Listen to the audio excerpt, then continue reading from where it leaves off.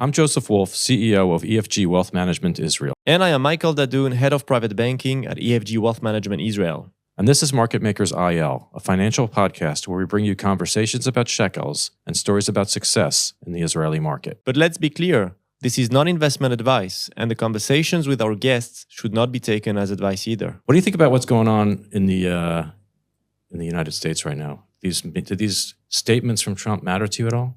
They do. I think I would answer this by one word: amazing. Every morning I wake up and I read something new or watch a new video of something that he said. I believe that this is a new era in the world, and I am extremely excited about what's going on. And first of all, it's just interesting. You know, there's a Chinese saying, may you live in interesting times. I think we're living in interesting times. He blows me away every single day. I can't believe the stuff he says. And every time I think about it, and I said, you know what?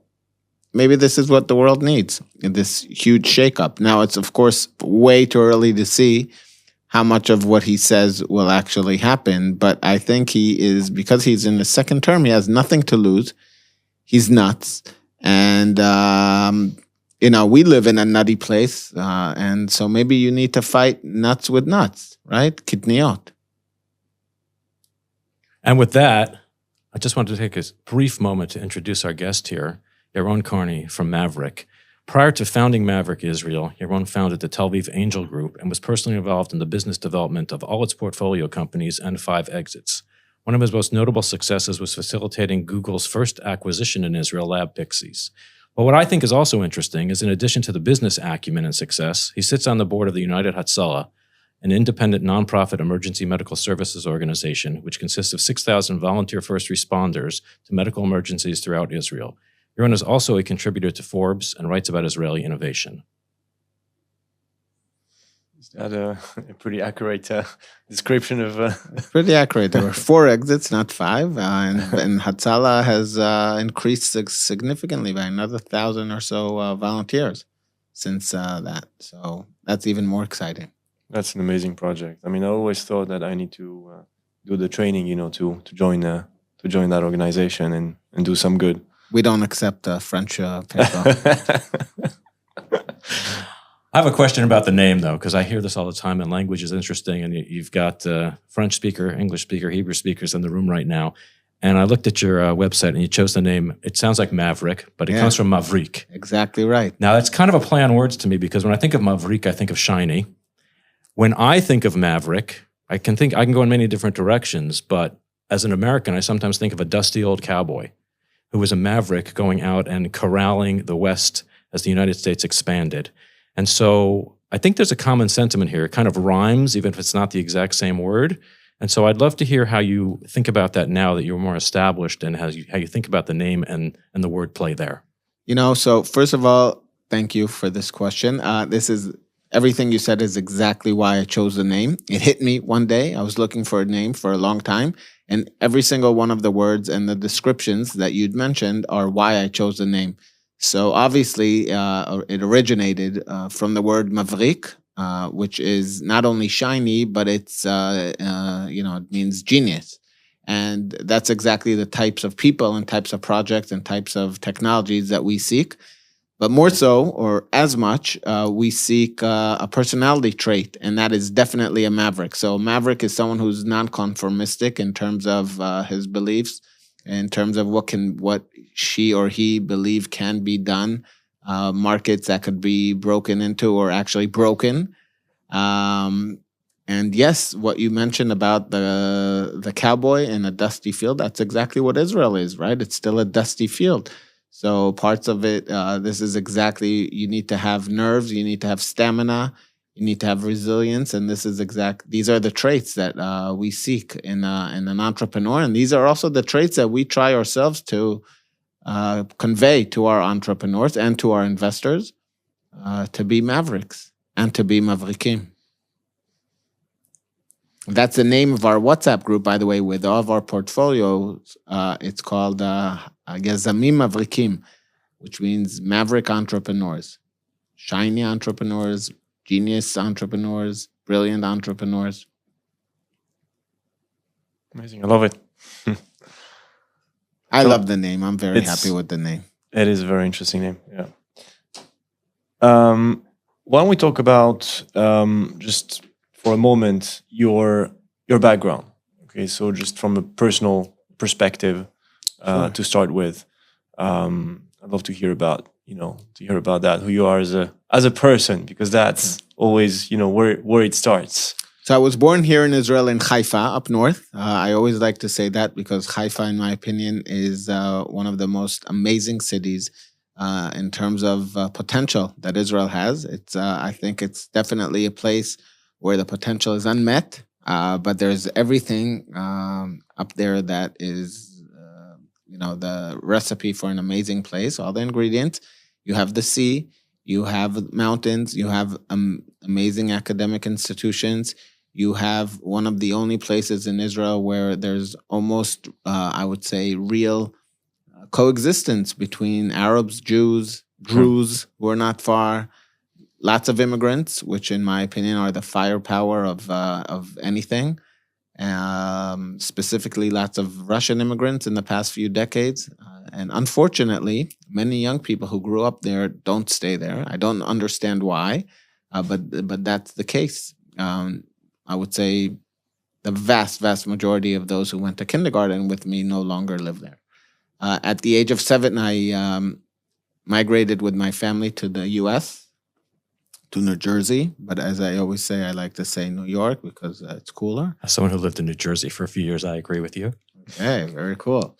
And I started off in Fort Lee, which is a town right over the bridge. Next door to Teaneck. Sort of next door to Teaneck, yes. And I lived, from a youngish age. I sort of, the show The Sopranos. Yes. That's sort of what it felt like back then. Now Fort Lee is a Koreatown. It's full of Korean immigrants. It's really cool. I visited not long ago. And I went to Salomon Schechter, which is a Jewish school, religious-ish Jewish school. I was not brought up observant, but I was sent there so that I can maintain my Jewish connection, Hebrew, and so on. And then at a certain age, we moved to Tenafly, which is close to Teaneck and Englewood and is now considered Israel town, just like Fort Lee's Koreatown, Tenafly's Koreatown. Back then, there were Israelis, but it was definitely not anywhere near to what it is now. And now there's Tenafly, Kloster, Demarest. That whole area is full of Israelis. Then after I returned to Israel at the age of 15, so I was in the States for 8 years, as I said, and I moved back to Israel, to Herzliya, not back to Haifa, where I finished high school, and then after I enlisted in the army. During the army, I served in Sarel, which is a unit that deals with people from abroad that helped the army in different ways. I had a great time. I enjoyed it. It was a meaningful service. And then I continued actually in my reserve duty I did an officer's course in reserves, and I became an IDF spokesman officer. Later on, I was in the disengagement and a bunch of other things in my position. One of the things that I remember actually was that I was attached to the Al Jazeera in English reporters back then that were in Israel, which was very interesting. We'll save those stories for another time, I think. Yeah, we will. And then I was contemplating going back to the States to study, and then I ended up finding the IDC, which is now Reichman University. I was quite infatuated with the types of interdisciplinary studies that they had offered. And I was very lucky this is basically what changed my life. I was quite active. I was a spokesman of the student union, and I was the rep for my classes. And then after, I was extremely lucky to get accepted to what ended up changing my entire career and putting my career on a certain track.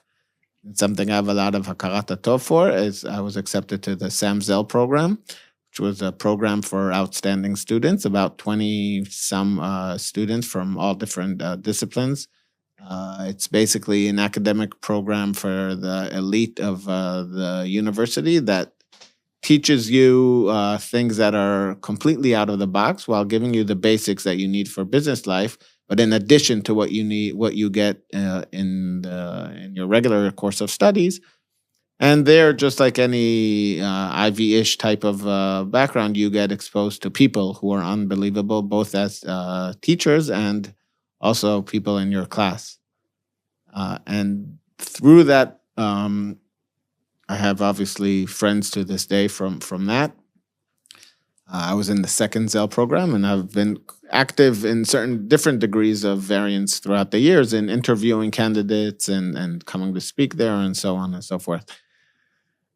There I met Sam Zell. At the time, he was quite active in the program. He's always been active. He unfortunately passed away not long ago, but he was an unbelievable character who shaped my life, my entire life. And I wasn't extremely close to him. I didn't get the chance to be, but I wish I was. But when he was in Israel, I was extremely lucky to spend time with him in different instances. And one of the instances was I actually took him to a winery, which at the time my cousin co-founded, Castel, when it was just starting out. And we got drunk, and it was a lot of fun. And I remember I have questions. I remember I actually had the Israeli chutzpah to ask him, how can it be that someone who's such a successful billionaire walks around in shorts and, he's got a lot of security and has an entire entourage, but he comes out, in shorts and underdressed, and he says, Yaron, when you come to buy, you dress down. You come to sell, you dress up. Just like you guys. That's a good one. Exactly. And you can't go wrong at Castel either. You can't go wrong. You can't go wrong being drunk a little bit with someone. And then I was very, very fortunate. And I had met my first partner through him indirectly, which is Mark Gerson, who founded GLG, which you may know back from your days. And Mark had sold a significant part of his company to private equity, to Silver Lake, I believe. And he said, let's do something in Israel. Let's set up an angel group. Let's invest in Israeli startup companies. So I was looking for startup companies. I just finished school. I was kind of lost a little bit in terms of trying to decide what to do. I tried to there was an internship opportunity in Chicago with the Zell companies, and I ended up not getting in and getting into starting my own shop with him. And that's when I was, I would say, my first real entrepreneurial experience. I was always an entrepreneur throughout. Sorry, how old were you then? I was probably mid-20s. I don't remember the exact age. Young. I was very young. And that's, again, why I think I succeeded, because I didn't know that I should not succeed. And I think that was part of one of the most important lessons that I learned. And when I look for entrepreneurs, obviously I've invested in many older entrepreneurs, but one of the things I like about younger entrepreneurs is that they don't know what they don't know. And I think that's very important in the entrepreneurial journey. So I was looking for companies to invest in, and this goes back to my Zell story. And I couldn't find anything that I thought was noteworthy. And all of a sudden, a while passed, and I could barely make a living. I was eating, canned food. And then I finally came across someone who was with me in the Zell program, Oded Ponch, who had started a business with 4 other partners, Udi, Ran, and Nir, that created widgets. Widgets are basically the equivalents of what you have apps now in the App Store. So back then there was Yahoo and Google, iGoogle, and so on.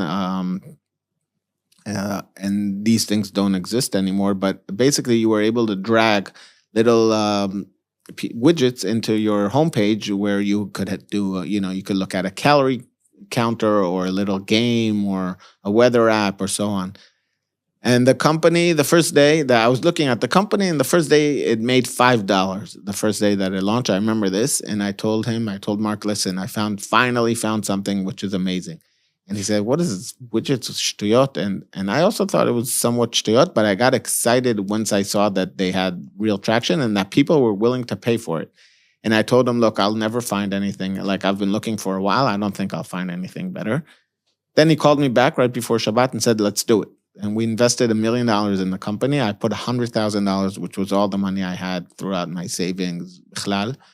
And as they say in Yiddish, yada, yada, yada, I ended up selling the company to Google. It was not a huge sale or a big sale at all, but it was a very significant milestone in bringing Google. Turn the corner on how you think about these things. 100%.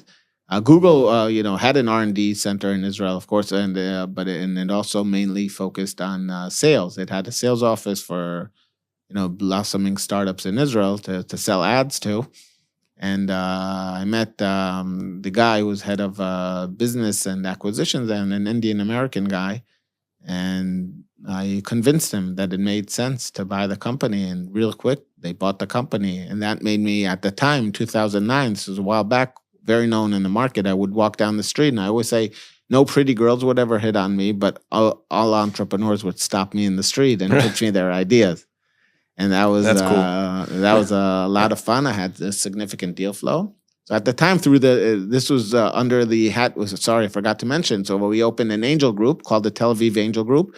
We had at peak 6 angels from all over the world, mainly the U.S. We had one from Canada and one from England. And we invested in 6 companies, 4 of which were sold. Again, none of them were significant exits, but for me, it made me understand that I sort of either have the mazal or I have the nose to pick good entrepreneurs. But again, I had a very hard time making a living, and I wanted to start a family, and I realized that I need to figure out a different way. And what I did was set up a fund. At the time, I had the track record, and I decided I needed the stability that a fund would enable me to have. So I set up Maverick, and it's a nice story. I set up Maverick. The name did hit me. Same concept of early-ish Israeli startup companies. Again, I didn't have the financial ability myself to fund to set up my own fund, for instance. And it was based on the same premise of private investors from all over the world, people that had backgrounds in different types of businesses that could be helpful to the companies. And we would only invest in Israeli startup companies, which we did. And then a while later, almost a year later, after starting, this idea and setting up the name and setting up the business scheme, I randomly met who became my business partner, Michel Abadi. I met him. He's also from Ra'anana, by the way. I met him at a Chavruta class by chance that I went to. He was the chairman of Asia Torah Tel Aviv, which is completely different from Asia Yerushalayim, but it's sort of like an off branch in a way. And by the way, Rabbi Ziering, who you may know, also lives in Ra'anana. I know him well. Yeah, okay. So that's who started that. I have a lot of akarat tov for that situation where I met Michel's father, who passed away, by the way, this year. Is one of the greatest people that I had ever met, Moshe Abadi, zichrono lebracha. And I sat by him and I asked him a lot of tough questions because, as you know, as you can see, I'm not observant. I didn't grow up observant. I believe I'm religious, but I'm not observant. And just like, by the way, an average Israeli, right, that knows very little, which is unfortunate. That's another whole thing we could open at a different time. But different podcast, different podcast. But it is what it is. That's how Israel is. I'm sure you both, having grown abroad, are much more knowledgeable than any average Israeli that lives not in Modin and not in Yerushalayim. And he joined me. Short story. I was at the time actually. I was offered to manage one billionaire's money, and I didn't know if I should do it. He was a unique personality, put it this way, and I consulted with Michel. Wait, so back to the story. We were studying Pirkei Avot. It was very interesting. Moshe Abadi, zichrono lebracha, introduced me to his son, who was sitting somewhere else, joined us, and the next day we went to lunch, and he was then working at GEMS, which was a very large fund of hedge funds in Israel, probably the biggest. And at the time... There's a Brazilian connection there, if I'm not mistaken, right. So you're very global. Well, yes, he's the Brazilian connection, and his cousin Miguel Abadi and David Goldfarb, which were founders of the fund of hedge funds, they were Argentinian. And which is, as you know, harder than the Israel-Palestinian conflict at time was when it comes to soccer. And he joined me. I was very lucky. He joined me. He brought a completely different skill set than myself. He was more grounded. He was more numbers person. And he had enjoyed investing in startups privately. He did some, and he's a very interested type of person, very inquisitive. So he ended up joining me a while after I set up the idea, and we became equal partners, and we've been together since 2013-14. It seems to me, when you think about the evolution of VC in Israel, you had the early ones, which were very hard tech. Then you had the tech bubble. Yeah. Then you got into it, probably right there in the middle. And then you, of course, had a big wave of all sorts of internationals coming back to the scene. Yeah. Walk through how the VC world feels right now, both post the kind of 2021, 2022 meltdown, and also post October 7th. Yeah. So very good question. First of all, there were big funds here. There's the historic Yozma program that was started basically by the government. And there were a few large investors, a bunch of them that you would know. Just last week, I met not far from here with Benny Landau, who's one of the greatest. And there were many of them. Uzziah Galil and the operations that was set up north from different industrialists. And I think... And then after, there were big funds that came out of it, names that you would know, Genesis Gemini, Tango, and Viola, and a few others. And then the internationals came. But before that, and people like me were active as angels and little funds and so on. And then the big internationals came. By the way, probably some of them came before I started out, Sequoia and so on that were down here. And Lightspeed, I believe. Bessemer came later on, and some others that are still very active here. And some of them, by the way, have left in the past few years for reasons that you mentioned.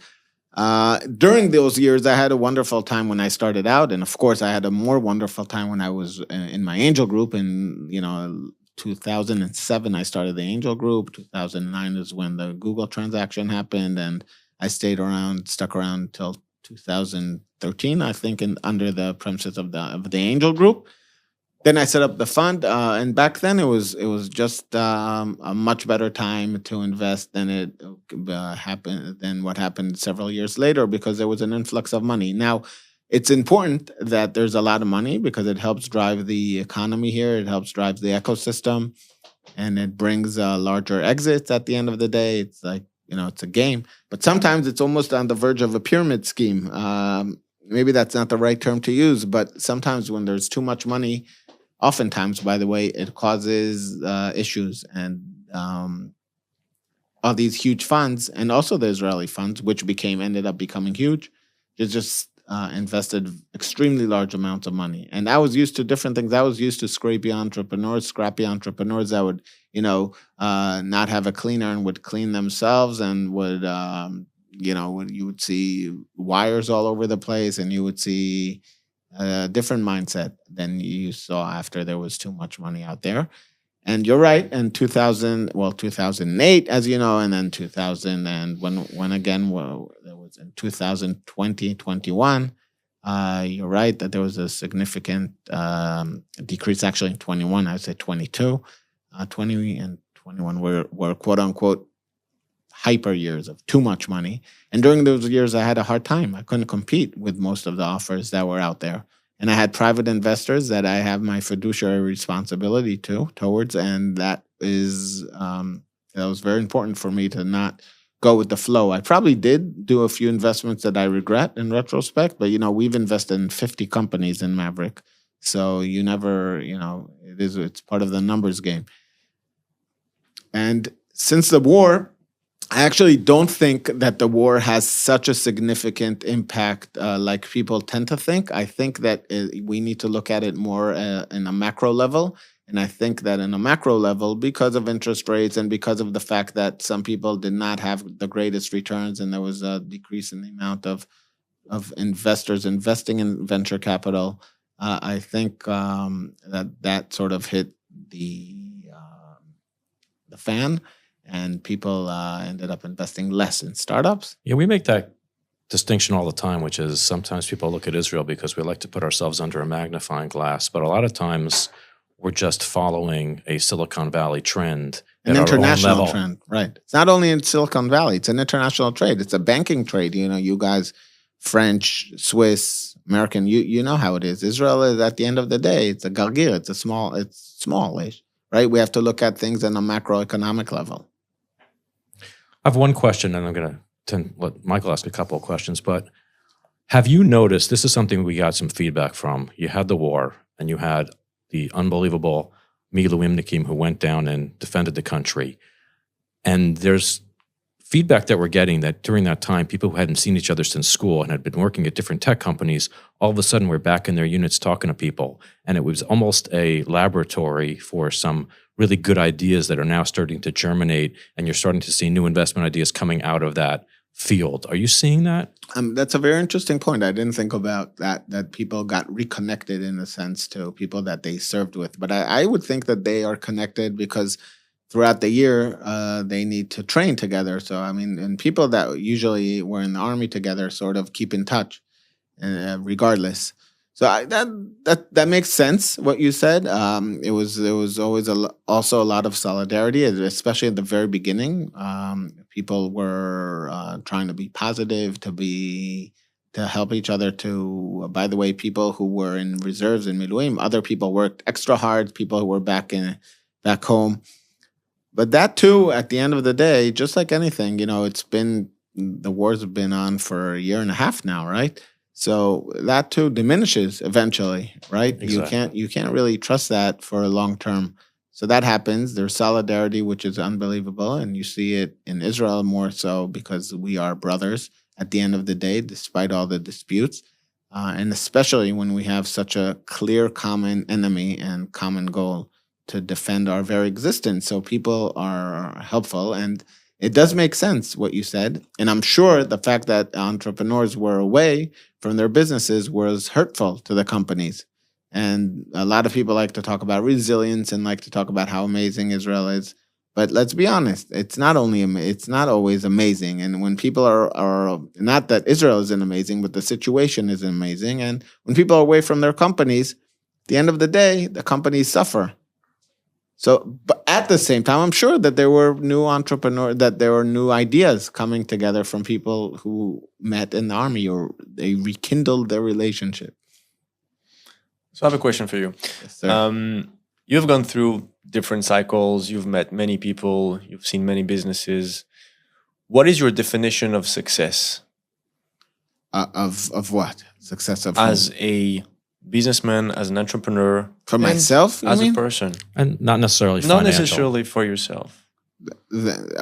For entrepreneurs. Yes. What success? Look, so obviously, this is not a nonprofit entity. Everything that when people set up a company, they aim to succeed financially. Obviously, okay. This is something people sometimes talk down, but it's true. This is what the end result is, right? So, but during the way, the derech has a lot of significance. And what I see as success is that an Israeli company hires a lot of people. I love that. I love to see that Israeli startups hire a lot of people, that it influences the lives of hundreds of people, because obviously it's not the people that they're hiring, only their families, service providers, and so on and so forth. So as you said about, our resources, we were talking before the show, and you were telling me about the natural resources of Israel. So obviously the brain power is one of them, and that's helpful to bring money here through these companies. Secondly is the fact that it does, that the technologies influence the world. And so, people like to talk about tikkun olam and talk about light onto the nations.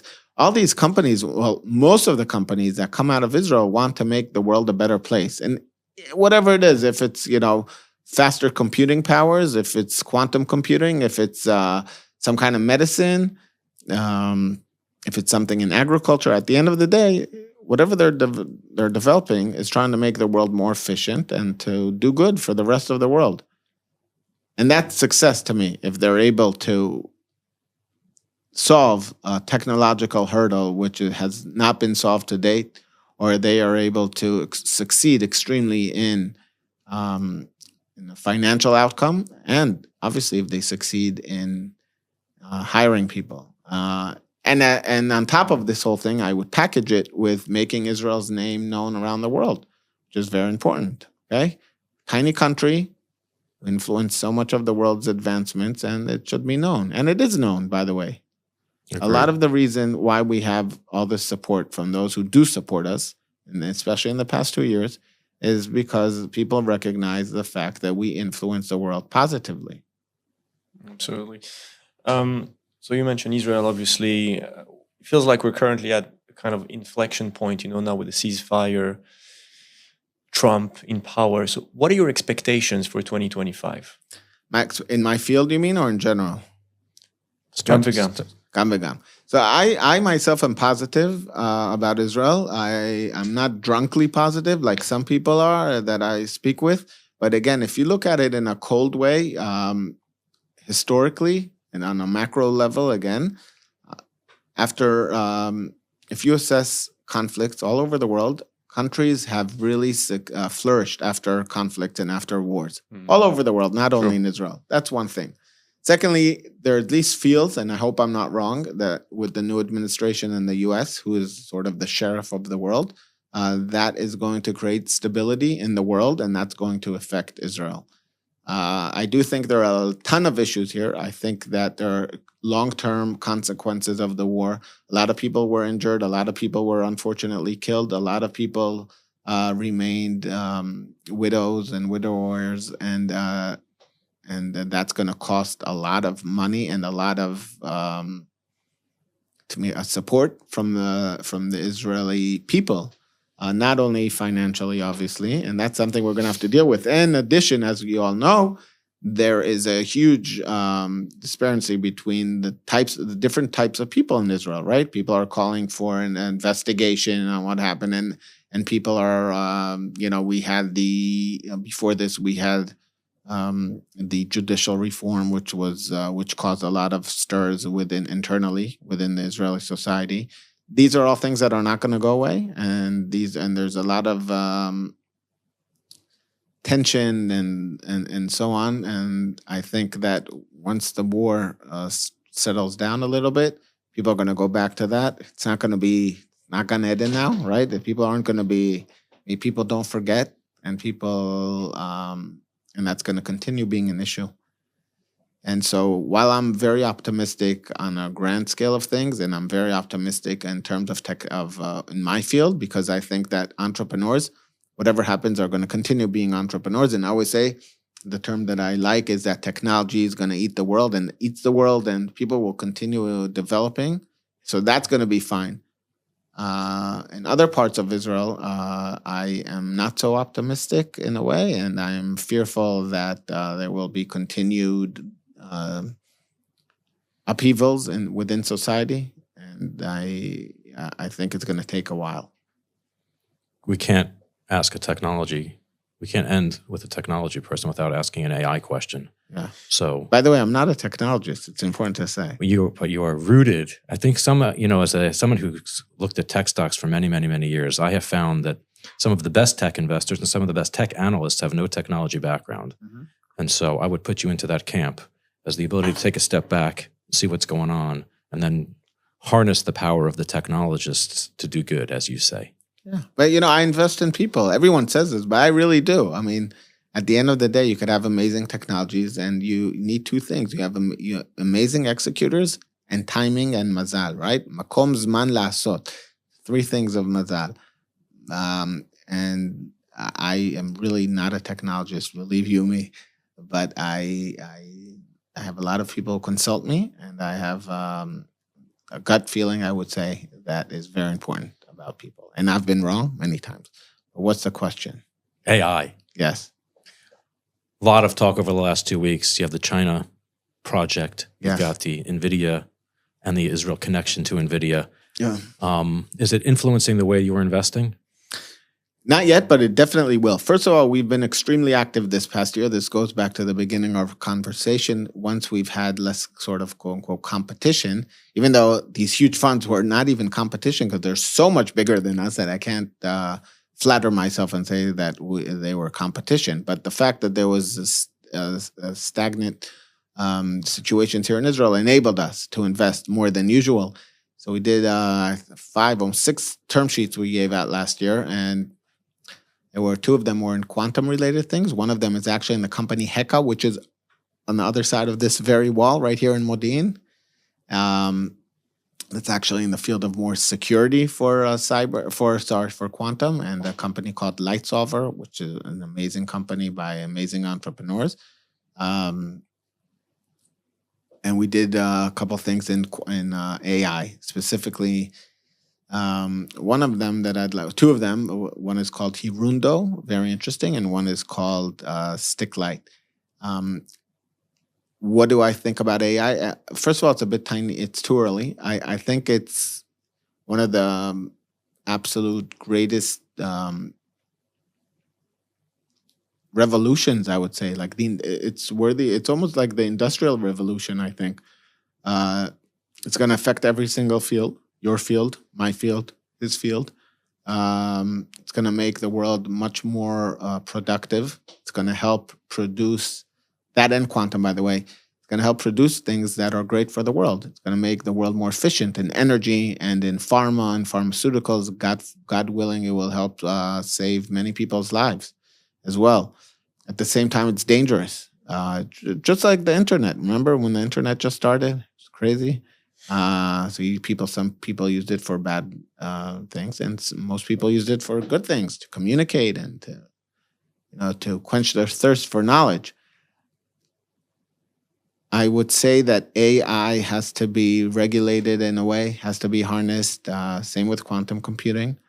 One of the companies I said we invested in Hirundo, very interesting company. What they do is unlearning, because think about it, the systems, the AI just gets smarter and smarter, right? It keeps learning itself and sharpening its skills. But what if you want to put aside one factor of the learning that you don't want to be learned? Okay?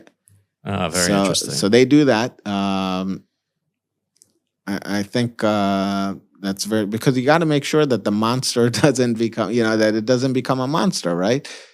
So there are a lot of very positive aspects to AI, and there are some potentially negative aspects to AI. I think it's just the beginning, and it's just so mind-blowing that it's very difficult for me to predict the future. But I'm positive about it. One person we spoke with, Michelle and I, Joe McCormick, who's based here now in Israel, he's a Scottish guy, and he says that he believes that the influence of AI is going to be much faster than we believe, and that he thinks that in 5 years, only 5 years' time, in many parts of the world, there would be global income, because many jobs are going to just be redundant. And that's mind-blowing to me, and I thought, no way, but who knows? Who knows? So we like to end each of our sessions with some rapid-fire questions. You up for it? Sure. Worst career I'll have my advice. AI answer for you. Worst career advice. Go into banking. No, I'm just kidding. That's you guys. Worst career advice is to do something you don't love, you're not passionate about. I think we know the answer to this. Personal business icon. Mark Gerson and Sam Zell. We're asking this just for fun. Go-to junk food or Israeli restaurant. You compare it with any Castell you'd like. Wow. There's a guy not far from my office. All of a sudden, of course, I'm blanking on his name. That has tafshilim, like Moroccan tafshilim. It's one of my favorite places to go. Like a place for poalim. And by the way, with your question about what was it about someone that I admire a bit? Well, how did you phrase it? Business icon. So, as well as the 2 gentlemen that I've mentioned, I would mention Eli Beer, who is an icon. His business is saving lives. His path is very similar to the one I described. He was not conformistic. He started at an early age. He didn't know what he doesn't know. He was completely dedicated and passionate about what he was doing. He didn't care what others thought, and he just had one mission, and he's created the biggest unicorn to come out of Israel, in my opinion. And this is Israeli chutzpah, it's Israeli resilience, and it could be seen, it's followed and imitated all over the world. And I'm so happy that it's followed and imitated all over the world. It saves lives, similar to what we talked about yesterday, influencing lives by creating jobs. This saves actual lives. This makes people not become, God forbid, widows or orphans. And this is just like any business, if you think about it. But the return on investment is better than any business I've ever seen. And to those who aren't following that, Eli Beer is the founder of Hatzalah, which is the organization we mentioned as we started. Yes, sir. And then finally, the last thing you changed your mind about.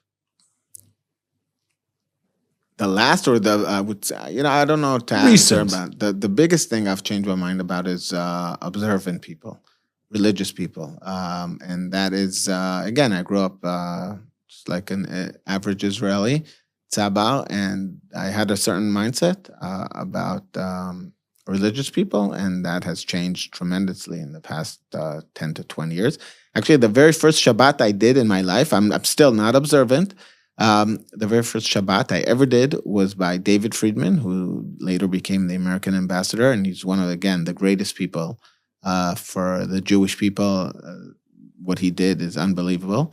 And I remember that first day I was firing questions at him. And, he's a litigator. He could take anything. And he just calmly replied about everything I asked. And time after time, I always attacked because people would say, look, they don't contribute anything. But people don't understand that there's such a divide between the Datim Leumim and the ultra-Orthodox. And the ultra-Orthodox themselves find there's a huge problem with the fact that they don't do service and so on. And at the same time, there's so many wonderful things within their communities, chesed, and how they take care of each other and all these things that I didn't know and I didn't care to know. So that's one of the things that I really changed my mind about. I think that is a very appropriate way to end a podcast focused on Israel, business, and the community. Thank you very much. My pleasure. Thank you for having me.